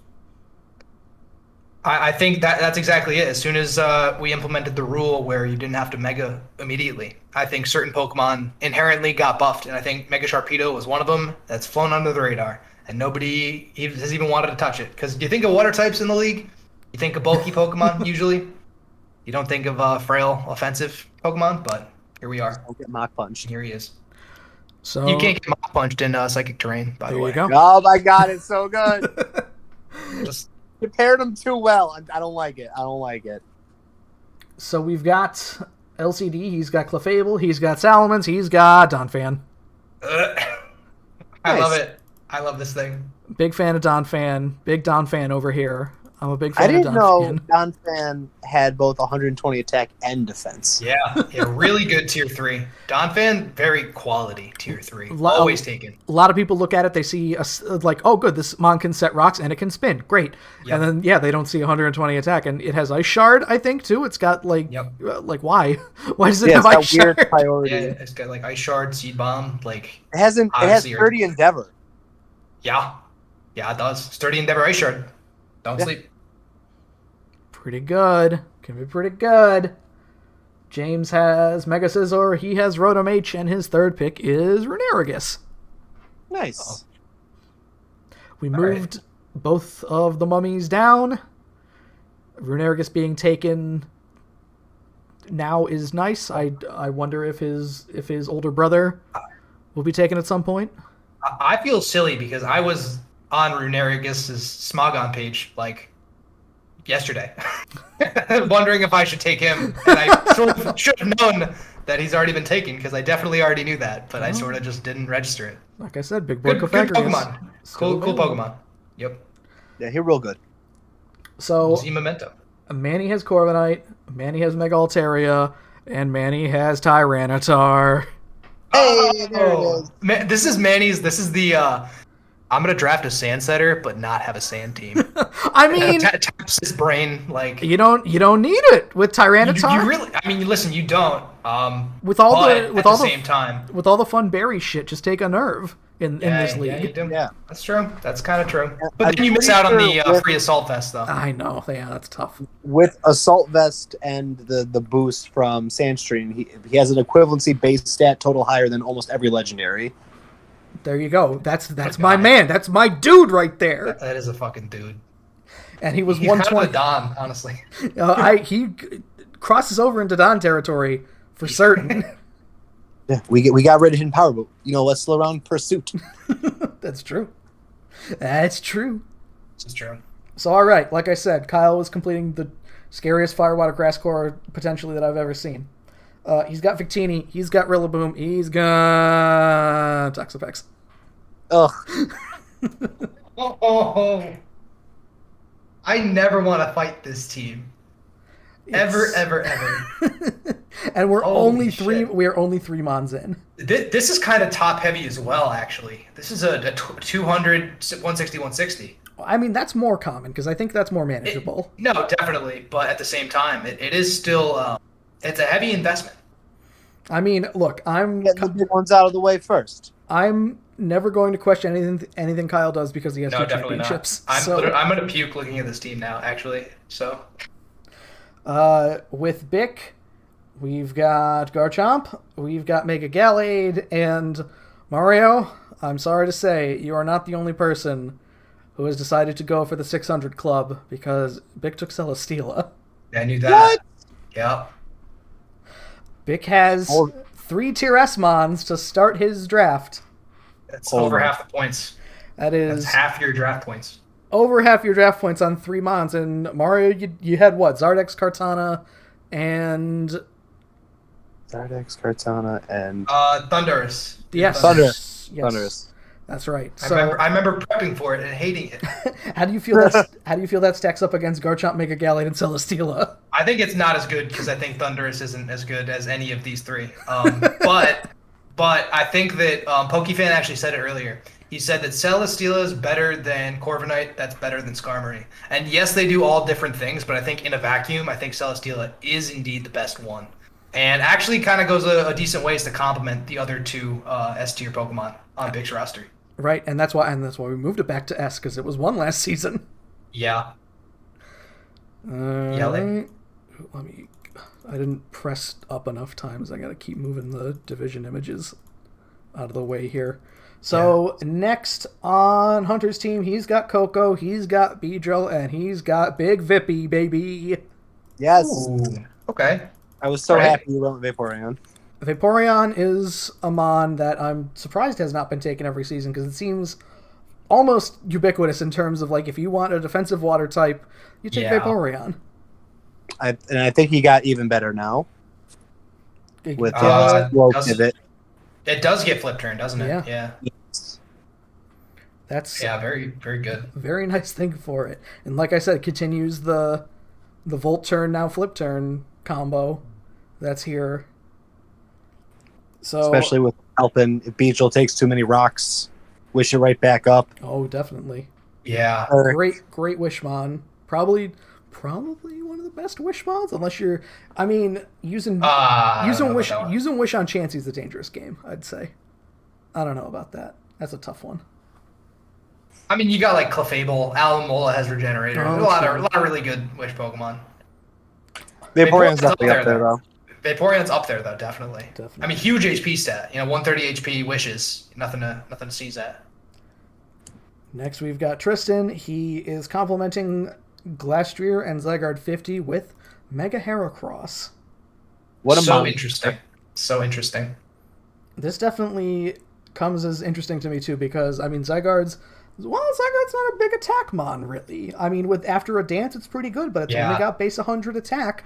So if you want more immediate power, Mega Heracross will do it for you. Oh my god, Mega Heracross almost has double the base attack. Yeah, that's hey, I'm going to glare everything with Zygarde, and then Mega Heracross is just going to come in and that's not a bad idea at all. Finally going to outspeed stuff. What is it, 75? Yeah, I think it is. I think he lost 10 in speed when Mega close. It might have been 75-65 or 85-65. It's 85. I think it's 85-75. I think. This is a nightmare. Heracross is a really good Scarfmon normally, but losing that 10 speed is a little tough. Not if you're running a Trick Room team with Glastrier. True. Does he get Hammer Thrust? He does get Arm Thrust. Yeah, he does. Arm Thrust? Jesus Christ. Why? Skill Link, Arm Thrust with a 185 base attack. Woo! Do it, baby. Come on. Just get Arm Thrusted. All right. Wait, is this only 15 base power? I thought Arm Thrust was 25. Am I picking that up? I think Rock Blast is like all the other ones are 25. This one's only 15. That's so weird. All right, never mind. Continue. Still, he doesn't need it. Yeah, I know he doesn't need it. You're right, but it's just bizarre. So Dylan with Aegislash and Tyrantrum is getting Rotom Wash. Aegislash, Tyrantrum, Rotom Wash. That's pretty good. That's pretty good. As long as there's no more. Three mons I don't want to prep for. Aegislash, Tyrantrum, and Rotom Wash are 3 of them. Definitely. Oh my god, Tyrantrum behind screens. Yep. Is not a fun thing to think about. Oh yeah, you want to click a ground type move? Yeah, here's Rotom Wash. Have fun. Let me get nasty plotted up real quick. Let me trick my whatever onto your whatever. I don't give a fuck. Yeah, now I got a DD up and your team's just over. So Nigeria now with Latios and Mega Diancie, the third one, the one that I'm it's Manaphy. Okay. I can't even. All right. You guys are all going to see. You're all going to see. The chickens are all going to come home to roost. At base, at 120, at tier 2, this thing is cracked. It is broken. Manaphy is that one Pokemon that at face value I always go, it's pretty good. It's not amazing. And then all I have to do is pop off. Like I know it's you can't like say it's bad or you can't say it's weird pick because it is very good under certain circumstances. Yes. You just gotta Manaphy was force one of those the ones forward. that I had argued for Manaphy to be left in tier 1 pretty vehemently, and I got outvoted. And you know what? It's just going to happen. It's just going to be the thing that happens. I don't see what the big deal is. Teams. If Nigeria blows people out of the water with it, I will rightfully kneel I do hope so. to being. I will admit when I'm wrong.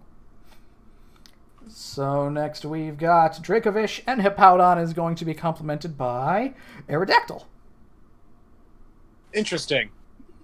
I like that. Arrow being taken this early seems weird. You're still very scared of Aerodactyl, aren't you, Jim? As a D-Dance mon? Yeah. Well, hold up. Isn't it? It's a tier 2, right? Normal Aerodactyl, I believe, is 2 or 3. It is indeed 2. Okay, yeah, that makes sense then. It's Aerodactyl's definitely scary because you can run a life orb on it as well. If you have D-Dance with a life orb, you're gonna be punching holes through things. And not to mention with Hippowdon, you get that 50% boost. Yep, you eat a hit too. Dual wing People beat, breaks think through subs. Aerodactyl's frail. He's not as frail as he looks. Especially with the sand up. Yeah, rock flying is not a great defensive typing, but it's okay. It's a great offensive typing, and that's what he excels at. Yeah, exactly. I mean, you got 130 speed. You're just going to be blazing past most people. Yeah, you're zooming, definitely. So Tough claws, earthquake, 2 stabs, and go. Well, this is normal Aerodactyl, so yeah, this is regular. That's what's the one that's not tough claws? What's the home claws? There you go. Yeah. Oh well, yeah, home claws. Yep. And it does get Rockhead, right? But it doesn't get head smash. It does not get head smash or brave bird. No. Why does it have Rockhead then? Well, great question. Maybe they wanted to do it, and they ran the tests, and it was too good to do it. I think double edge is the only recoil. Double edge is still pretty decent. Imagine they gave him those moves though. I know.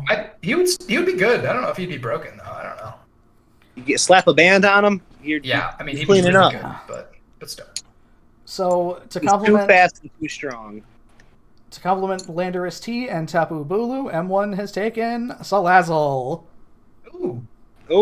I like that. Starting to build a pretty good fire water grass there. Yeah, that's your Earthquake's not going to do anything, kind of.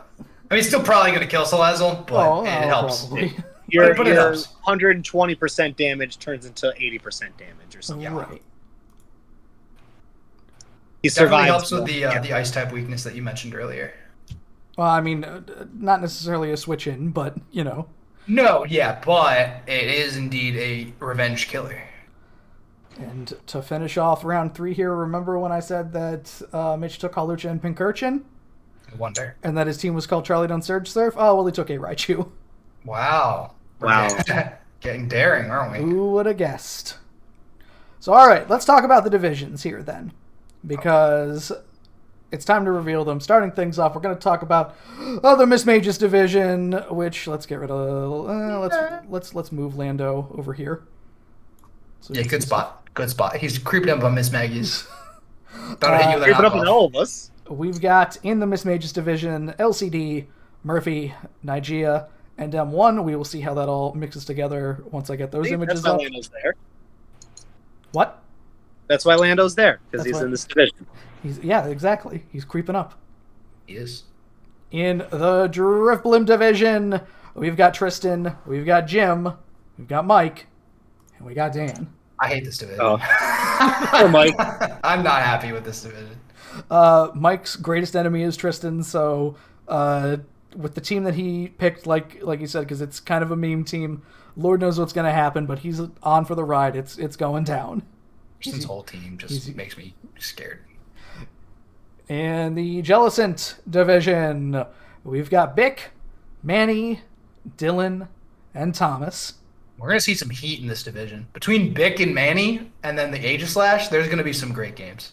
Going to be a lot of fun stuff going on. Thomas, nothing to sneeze at either. With that, with Kyurem and G Slowking starting things off. Oh, G Slowking! Yes, exactly. In the Genki division, we got Drac, we got Jack, we got James, and we got Hunter. This one's going to be. This one looks like this one looks like a tough division. Yeah. for all players involved. I think that despite the fact that Drac has always made the playoffs, I feel like he has never won his division yet, and I don't know if he will win his division this time. I think he has, right? He did once? I think he definitely has.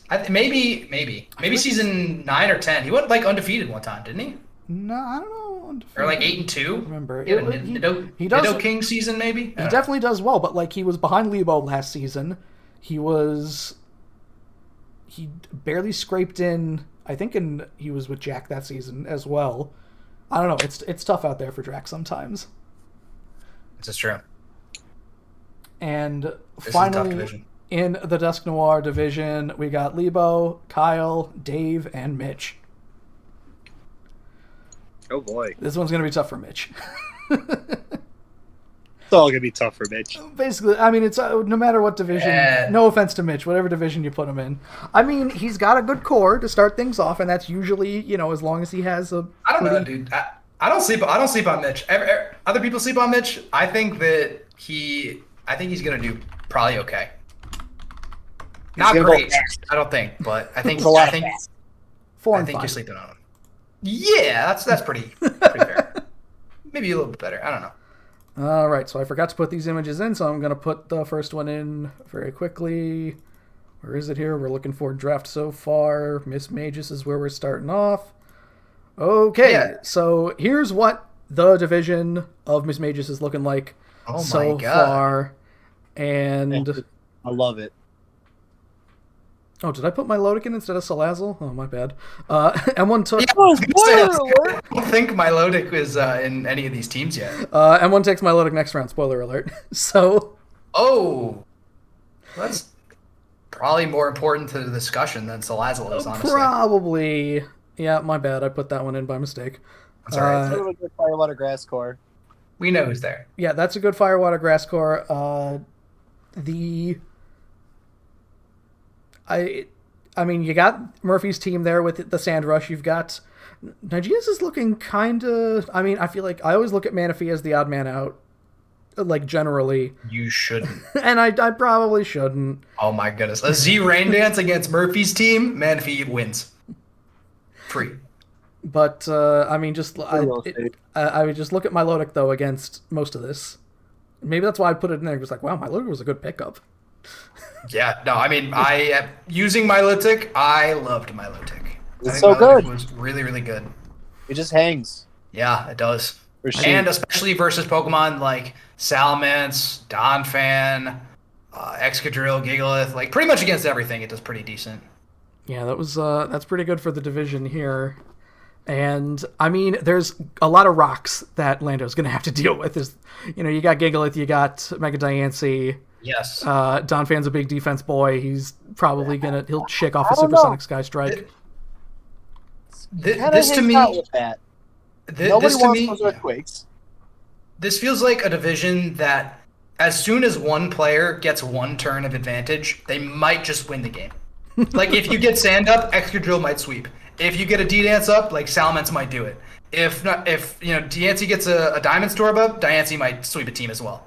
Like, it just feels very, feels very contentious like that. Not a lot of wiggle room for error, I think. Definitely. I brought this image up too early while you were explaining. I apologize. Here's what Drifblim is looking like so far. So here's your division, Jim.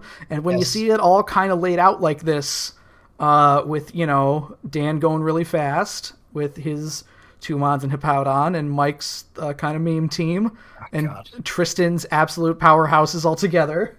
Yeah. I really didn't want to have to prepare for Cinderace ever again, but... Well, here you are. I have a Ferrothorn. I'm aware of my situation. And, I don't know. Dan's team, obviously, I think is probably the most on paper scary. Just because, Dracovish exists and Sand Rush means that you can afford to run a band as well. And nothing really wants a band at Vicious Rand. Oh, God, no. Absolutely not. Anything that I'm seeing, even Pharaoh doesn't want that. No, Pharaoh gets 2-tapped by Bandit Fish's Trend. Spoiler alert, Dan. Which means that Registeel does not fare terribly well either. No, it does not. I believe that was the first thing, like, once Mike found out his division. He's like, oh no, Registeel doesn't help with that. Yeah, no, definitely not. And honestly, like, having 2 Protean Mons as well, it also doesn't help. Because Greninja might even get one-tapped. Obviously, Cinderace does, but even resisted, I think Greninja might get one-tapped. Maybe with a Scarf, it could be faster. Greninja is, I think, faster with a Scarf. Because Greninja's base 122, I think it's faster than... Yeah. It's not going to kill. It's not going to kill. It's very close, because Noivern's 123, and I already counted that. I mean, there's also Water Shuriken, potentially. Well, it's not going to do much to... You need a Freeze Dry Mon, definitely. Yeah, basically, Dan's team, you just got to bring a Freeze Dryer. So everybody in this division just needs to pick up a Freeze Dryer, basically. For Zygarde as well. Also, yeah, that would be pretty helpful. Let's see what Jellicent is working with here. Bick, Manny, Dylan, and Thomas all looking at him together. What a squad. Alright, so obviously Bick is the scariest because he has 3 200-point Mons. The rest of these here, not disjointed necessarily, but you gotta start getting some priorities going for certain, because, like, looking at these Mons, is there any that straight up deals with all 3 of Bick's Mons here? All 3 of them? Because I'm not seeing a fire type yet, and the only electric type is Rotom. So if Corviknight sets up, this is Manny setting up a Cotton Guard Fire Blast Body Slam set. I'd be fine with that. That's what I want to see out of Mega Voltaria. Yep. If Corviknight sets up, it's not good for any of these teams. You're right. They do seem a little disjointed. Hard to tell where some of these games might go. I mean, when we're just looking at the draft so far, which obviously these images, I didn't know that we were going to get all the way through round 4 today. So yeah, that's insane. So I obviously only made these up to round 3. I think 3 is a good place for it. We'll very quickly move through round 4 once we get there. Let's take a look at how... Where is Gengar? Let's see how Gengar is looking. Jack James Hunter. So, seeing it all together like this, I think this is one Drac expressed concern to me, where, like, seeing some of the duos and some of the 3 Mons put together, he was very worried that his would not look terribly flashy. But I think that Hunter's... They're all pretty even. Hunter's the biggest one, I'd say, in terms of... I do have your round 4, Drac, I believe. We'll get there when we get there, but if I have it wrong, let me know. Or just message me in Discord real quick to confirm with me. I'd say, again, Hunter is the one that looks the most complete right now out of these 3. Like, we're not necessarily looking for cores after 3 Mons, but Hunter's is the one that on paper looks the scariest out of these, but it also, like, I don't know. I mean, James could get in the way of with Runerigus, like... Yeah, imagine chipping down Mega Scizor to 12% and then having it be Z Memento'd back up to full. Yeah. I don't know. I think all of them are pretty scary. That'd be a little irritating. I like Jack's point economy is very, very good. I realize he has 3 tier 2s. Oh yeah, he does. How about that? Which is with the first 3 rounds, like that means he has a lot of points left to spend. So he might be picking up a 200 at some point as well. So stay tuned. Yeah, there's a lot on the board that he can take still. I mean, he looks like actually with his round 4 pick that we're going to see, the trend continues. So. Oh, all right. Maybe he's just going to draft draft a bunch of tier 1s and 2s. Yeah, a bunch of 2s. I love it. So then finally, Dusk Noir draft is the last image that we are going to be looking at for this specifically. Draft so far, Dusk Noir. So, alright, here's where... Alright, so, right off this is the most core-heavy of all of these, clearly. Just look at... Holy shit. Look at all the defense Lebo has, first of all. Oh my god. If there's anything that's going to deal with Kyle's team, it's Lebo's team. Boy, oh or boy. Kyle's team passed. Bro, look at them all. There's a green, a blue, and a red on every team. That's awesome. I mean, there's a lot of yellow on Mitch's side here, but yeah, but he's got green and red in one Mon. That's true. He does. Yeah. Only missing there should be a touch of blue on one of these mons. Well, Raichu's got blue eyes. Oh, that's true. That's He's right. got baby blues. Look at those baby blues. But I definitely think that Kyle is the only person with a complete Fire, Water, Grass right now, I think, other than, obviously, we'll see M1, but that's after 4 rounds, so... Yeah, and this is something that I had mentioned earlier about Incineroar. Looking at Incineroar into Kyle's team, specifically, might shine through why I think Incineroar is probably maybe worth 160. Because of Intimidate versus Rillaboom and Victini, being able to just, Darkest Area, Departing Shot, or eat a hit and whatever, I think that and he's going to do well in this specific division. Even versus, like, Slowking, too, because he's going to outspeed Slowking. So... For certain. So that's what things are looking like so far, and we are going to lightning round 4 here, because I didn't even make a graphic for 4, because, again, I didn't realize the entire round would be complete. I thought we'd do, normally there's like 5 mons that we announce afterward, of just like, oh yeah, X took this, Y took that, so we're going to go... It's the entire thing. So, Mitch, with his first mon that he's breaking out of the Electric Terrain Core, is Crocodile. Nice. Okay. Sure. As we already learned, M1 took Milotic. So, whoops-a-daisy, whoops-a-doodles, that should have been Salazzle. My bad. You're bad. Dan, to keep his sand shit going, he took Stoutland. So... Gross. There's like not a lot of diversity going in Dan's team. I'm still scared of it, but it seems like you got normal, you got like dragon, you got rock flying. Like there's no like... I mean, all these mons hitters of types. All these mons are different types, though.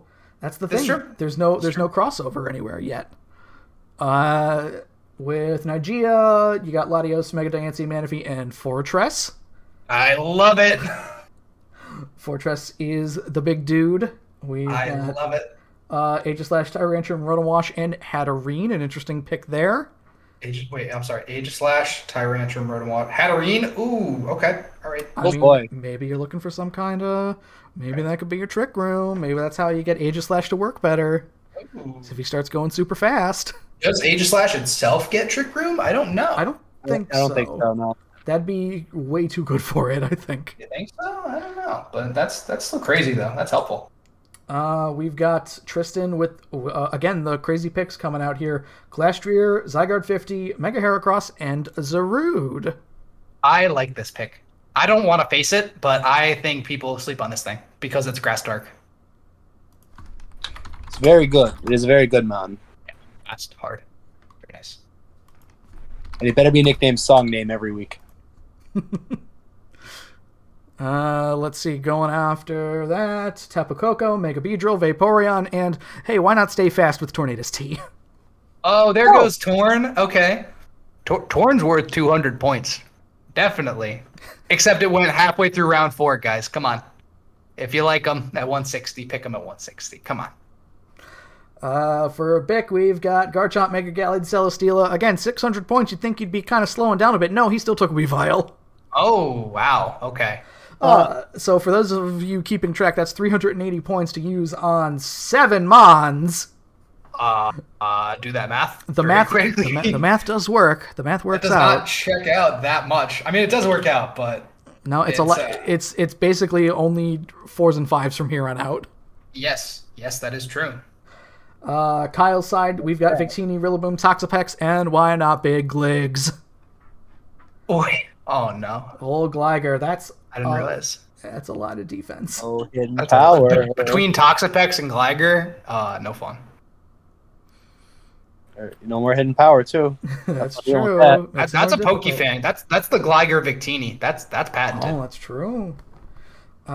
We've got Fermani, Corviknight, Mega Altaria, Tyranitar, and my guy Tentacruel.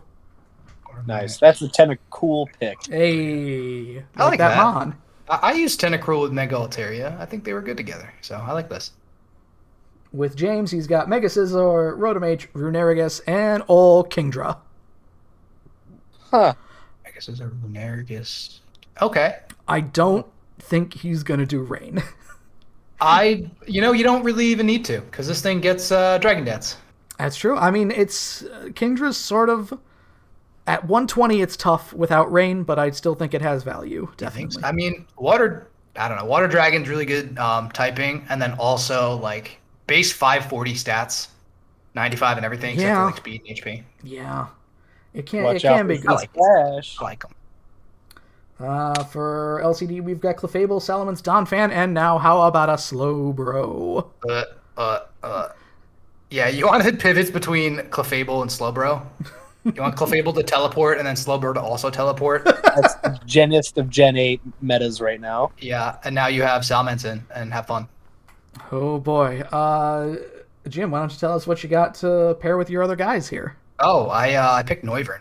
You did indeed pick Noivern to go with Tapu Lele, Ferrothorn, and Mega Sharpedo. That was a mild spoiler alert earlier. That's true. I didn't even realize it. I forgot you took Noivern. Oh, I didn't want to say anything about it. Murphy, he's got Excadrill, Togekiss, Gigalith, and hey, why not Appleton? Oh, God. Wait. Murphy, Gigalith. Oh, God. Oh, God. Oh, God. I did the math. Ah. I don't like it. Look at the big man. The big man Appleton. There he is. Hey, you want to use an ice move? Yeah, well, I mean, you know. Sorry. I am 4 times weak to it, but I do still have thick fat. And it's only going to do like... 40%. Yeah, it's only going to do 30% for some reason.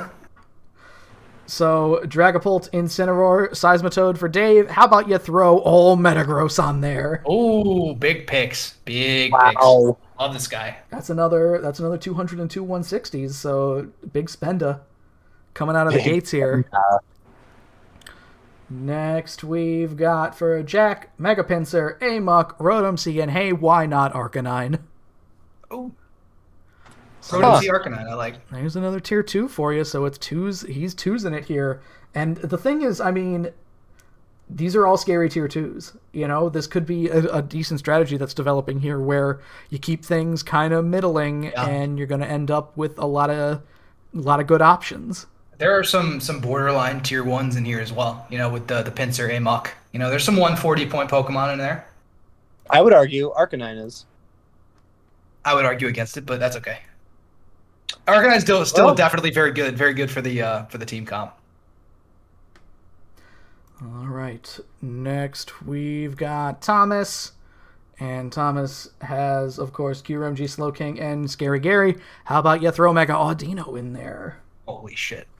Yeah. Anytime I see Mega Audino, I just think of 100-turn games of last season. Yeah, I mean, there's no better postermon. So for long games than Mega Audino, yeah. Yeah, I think so. And hey, you want to keep things going pretty long here. Mike has his Cinderace, his Greninja, and Registeel. How about Florges? Oh my God, Florges Wisp passing into Registeel. I can't. There you go. Mike wanted a Wish Passer. That's UU, baby. That's all UU. Florges' attack or Florges' HP stat is a little small, but I mean, Registeel's is like what, 50? So Registeel's is 80. Florges is in the 70s. I want to say. Oh well, I thought it was like 93, but still not as big as something like something gigantic. Yeah, it's no Vaporeon. It's certainly no Vaporeon. Finally, after 3 big walls, Mega Venusaur, Porygon 2, and Slowking. Hack's Nasty. Hack's Daddy. Why is he not upside down, Joe? Oh. Fuck. Hold on. It's the draft special. Oh no, I flipped the wrong one! I said Alforgus! No! I made it flip Jis. That's sacrilege. No. There we go. There can be only one. I flipped. That's close, guys. I flipped the sworn enemy here. Sworn enemy. And to round out the round, Drac is taking Mega Metacham, Mandibuzz, Silvally, and Blacephalon. Oh my goodness, hyper offense. All right. And hey, I don't have and Blacephalon. Oh god. I don't have any extra graphics for it. In round 5, Drac wants Empoleon. Wow. And in round 5, Lebo wants Klefki. And oh my good, okay. Before we say Mega Venusaur and Slowking and P2 and Klefki. That's right. Honestly, he's not going to heaven. No, you're not. You're not. That's absurd. All right. I did have Mike's pick down, but Thomas is telling me that Mike wants to change his pick. So I'm going to see if we can bring Thomas into the call to see if we can get a live pick from Mike, because he'll be the one that is on the clock next here. We'll see. We'll just if not, then Mike is going to be the first person officially on the clock tomorrow morning, unless he gives me his pick before I go to bed, which is usually how these things go. Give me your thoughts on the draft so far, as we're trying to just stall for time to see if we can bring Mike in. Some people are a little out of control. Bick? I noticed Bick and Lebo, notably. And Kyle, kind of. Oh, baby. Like how Mike's complementing hyper offense with very good defense. Yeah. This is Mike's. Oh wait, I actually forgot that I like wish passing. So he was like, I'm gonna draft memes, and then he was like, wait a minute, but I need a core. Wait a minute, I need fairy and steel. You can't just survive on memes. That's what it boils down to. You probably can't, but I would have loved to see him try. If you make like Greninja and Cinderace your captain and Z captain. Oh, which he told me he's doing that. So. Yeah, you just save them for, like, you know, endgame cleanup, and you just weather the teams down with your gross-ass defense. I think it's an all right... I don't think it's giving away too much to say that is exactly what Mike's strat is. It's not that memey. Obviously, Protean Libero is kind of memey, but it's a strat, definitely. So, all right, that's round 4. Jim, just a question. Were you updating the doc at all? During what, the round 4? We were doing this here. No, that's fine. Oh no, that's okay, because we have the list, and I will do that now. All right. When you said you're on doc duty, I didn't think that you meant like during now. The draft. That's fine. I thought that you meant after the draft finished, like I would take over the actual like draft itself. But I was like, oh, okay, sure. But okay, yeah, I can do that right now. Hold on. All right, yeah, if you just want to get started on that. I don't think Thomas is going to get back to me immediately. So we're going to end, as we often do, on a bit of promise, overpromise and underdeliver, baby. 4 rounds! Hell yeah! The draft will continue through the weekend until it is done. I want to get it done by Sunday, so you motherfuckers better be ready for me to pester you. And, yeah, heck yeah. And then the first week of battles will be 10 days from today, starting Monday, the 26th. And of course, our battle week will be Monday, Tuesday, Wednesday, Thursday, meaning that Tuesday, the 27th, should be the first broadcast. 11 days from today. Everybody, good luck out there. Does anyone have anything to say before we finish things off? No. Lebo, I hate your team. I can't stand the thought process, and I hope I never have to play you. Big words. That's all. Big words. Big words. Good night, everybody!